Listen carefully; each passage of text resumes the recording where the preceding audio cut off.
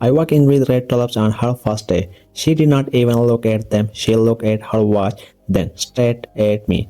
Pack your desk, Carter. You are done. The room went silent. I stood there for a second, straight holding the flowers. 22 years in that company, and this is how it ends. My name is Colin Mercer, but she did not care. It was her first day chief executive officer. Lena was new power, new rules, and I guess no respect for the people who built the place. I look around the boardroom, face I trained, people I helped get promoted. Every single one of them sat still, like mannequins. No one said a word, not one. I did not argue, did not beg. I just walked to the table, placed the tulips down and nodded once. Then I turned and walked out. No noise, no skin, just silence. Quick note, drop your city or country below. I want to know where are you watching from. And as I reached the door, I realized something. She had no idea who she just fired. 22 years, not a title, not a salary, alive. Let me show you what he gave up. I did not start big. Back in 2001, I was just an overnight logistic analyst. No degree anyone cared about. No connection, just long hours and a need to prove myself. I said yes to everything. Then came to Phoenix Hub crisis. 19 days in a cheap motel. No backup, no real sleep. Just a broken system and angry calls. I fixed it anyway. When it was over, Ruth from operation handed me a small book and said, "Good work." That was it, but it meant everything to me. After that, I became the guy they sent when things were on fire, and there was always a fire. One time, my father had a stroke. I was supposed to fly out, be there, just sit with him. Instead, I got on a plane to Detroit for a supplier emergency. When I checked my phone later, 14 missed call. Oh, spies. I did not make it. Then Tessa, my wife of 12 years, she used to say I was half present, permanently on hold. The day she left, I was on a call I could not drop. I missed the moving train, missed her walking out, missed everything. My apartment was 20 minutes from the office. From my balcony, I could see the loading dock lights.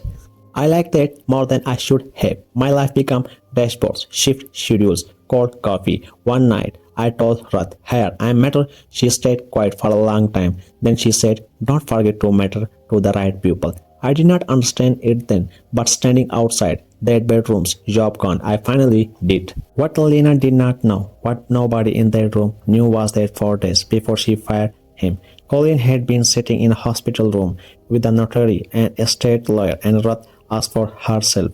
Ruth decline was fast. Cancer did not knock, it just took over. The board started to panic. Consultant showed up. Voice got louder. Decision got rushed. And Lena, she moved early, started calling herself acting chief before any real vote. Schedule meeting without Ruth made change, like the seat was already hers.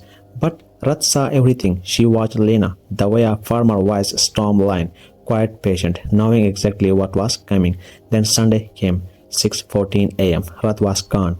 At the funeral, her nephew stood up in a soft shoes and gave a polished speech that sounded more like a startup pitch than goodbye. I did not feel right. That night, 11:42 p.m., Colin's phone rang. "Mr. Marker, there's portfolio here with your name on it." He drove over in a shirt. No sleep, no question, just a feeling. They handed him a table. He pressed play. Ruth's voice, calm, clear. "Let her think she won't. Let them decide who they are when they think you are powerless. Then walk in with the pen." Then the documents, 46% plus his 652 control. He did not smile. He just ran his thumb along the edge of the page like it might change. It did not. Friday morning, 5 a.m. No alarm needed. Just him, the portfolio, and Ruth pens already in his jacket pocket. Colin did not rush. He did not need. When he walked into the building, his base still walked. The security guard gave a small half smile, like nothing had changed, but everything had. The elevator ride was quiet.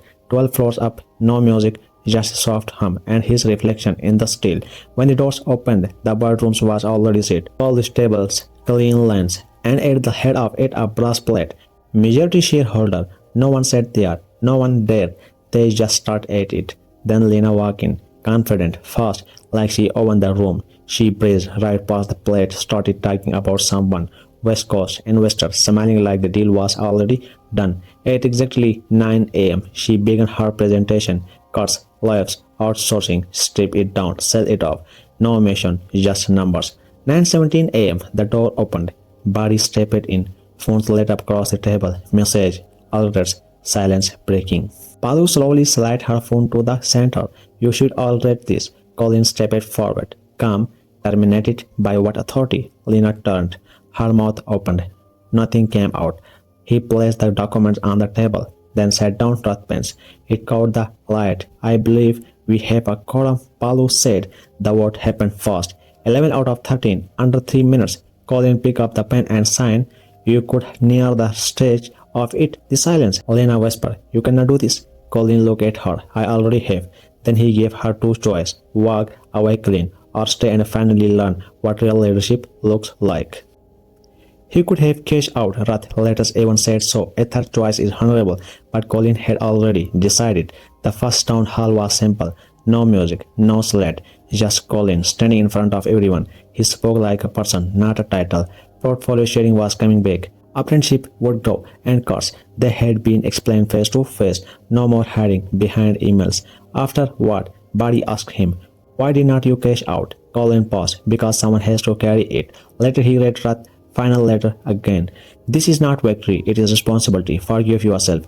That part stayed with him. He thought about Nolan, about Tessa, about all the Sundays he traded for all calls that did not matter now. He picked up his phone. 3 rings. Hi Dad. They have talked about nothing, and somehow that was enough. Back in his office, he cracked new windows open, looked out at the old brick plants across the river. The tulip sat on his desk, wilted, but still there. They rang. The right kind of a reminder, Rath open, rested beside them, catching the light still.